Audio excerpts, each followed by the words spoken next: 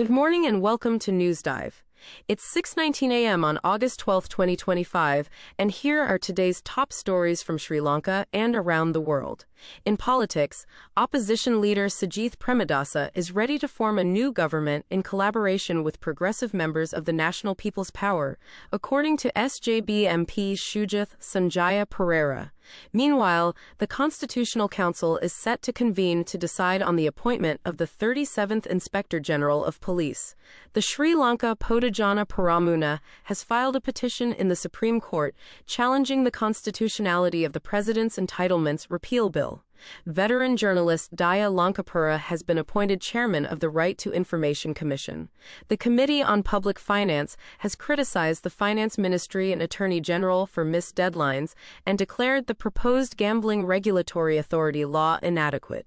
Police are investigating defamatory social media campaigns targeting President Anura Kumara Dissanayake and the government. Additionally, authorities are searching for former MP Venerable Athiralia Rathana Thera amid a police probe into a political abduction.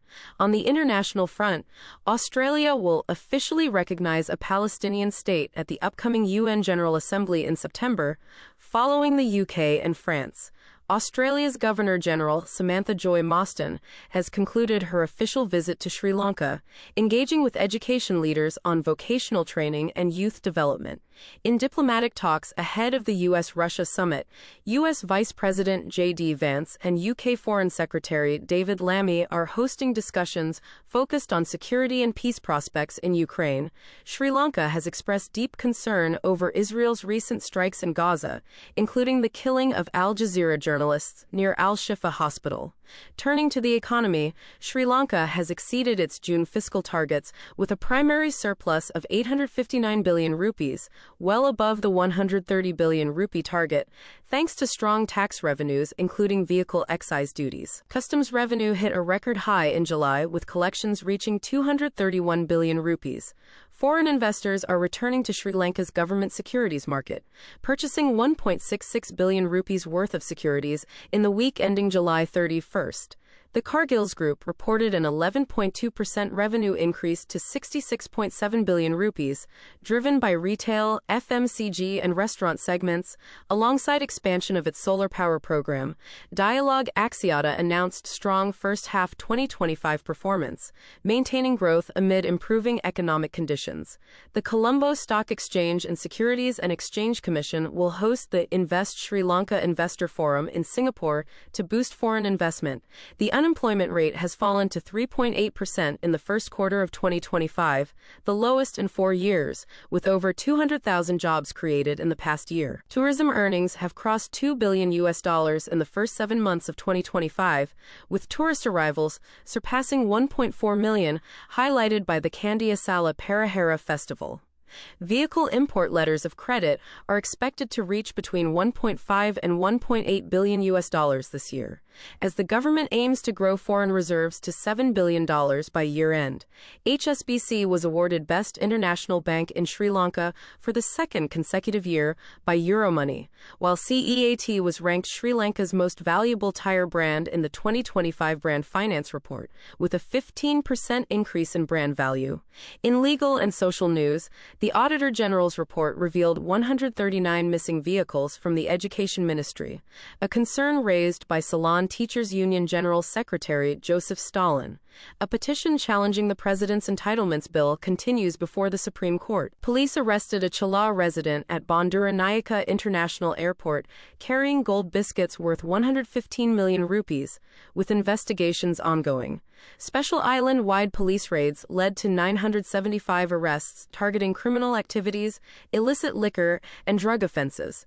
The National Anti-Human Trafficking Task Force issued a public warning about trafficking threats targeting Sri Lankans, with the Ministry of Defense confirming that another 11 Sri Lankans have been trafficked to cybercrime centers in Myanmar. Health experts have issued warnings about the risk of rat fever during the school holidays, urging the public to maintain cleanliness. The human-elephant conflict has worsened, with over 240 elephants dying in the first 8 months of 2025, including 130 killed by human actions. Villagers report crop damage and safety concerns. 2 elephant carcasses with gunshot wounds were found in Kahatagas Dajulia, confirmed by wildlife veterinary officers. Sri Lanka has ratified the WTO agreement on fisheries subsidies, committing to sustainable fisheries management. A court has ordered the ilmenite processing site in Aruwakalu to be placed under police custody amid ongoing environmental investigations. In sports, Trinity College ended a 38-year wait to claim the school's rugby crown in a historic victory. Rumesh Tharanga set a new national javelin record with an 86.5-meter throw, meeting direct qualifying standards for the World Athletics Championship. The Sri Lanka men's cricket team rose to 4th place in the ICC men's ODI rankings, surpassing Pakistan with 103 rating points. The men's under-20 rugby team reached the Asia Rugby Sevens final but lost to Hong Kong. Dilhani Lekamga won a silver medal in javelin at the World Athletics Continental Tour in India with a throw of 54.96 meters. In boxing, Japan is holding an emergency meeting following the deaths of 2 boxers, reviewing safety regulations. Yvonne David became the first Sri Lankan to race an FIA Formula 3, marking a milestone in motorsports. On the entertainment front, the final Randoli Perahera of the Kandiasala Festival concluded successfully, drawing thousands to the grand cultural procession. Actor and wrestler John Cena opened up about his hair transplant and embracing change in his personal and professional life. Singer Maluma paused a concert to address a mother bringing a baby without ear protection, urging awareness for child safety at events. Renowned UK actor Ray Brooks passed away at age 86, remembered for his iconic roles. The horror film Weapons leads the international box office, earning $27.5 million across 72 markets. Indian actress Tamanna Bhatia is expected in Sri Lanka soon for a commercial shoot, continuing her frequent visits to the island. Looking at the weather, several spells of showers are expected across Sri Lanka today, particularly in western Sabaragamuwa, Nuwara Eliya, Kandy, Gale, and Matara districts. In traffic news, 20 people were injured in a head-on collision between a bus and a tipper truck in Minaria. Victims have been admitted to hospital and police investigations are underway. The National Water Supply and Drainage Board has announced a 10-hour water cut scheduled for several areas in Gampaha on August 14th. That wraps up your NewsDive update for this morning, August 12, 2025. Thank you for joining us. Have a great day ahead.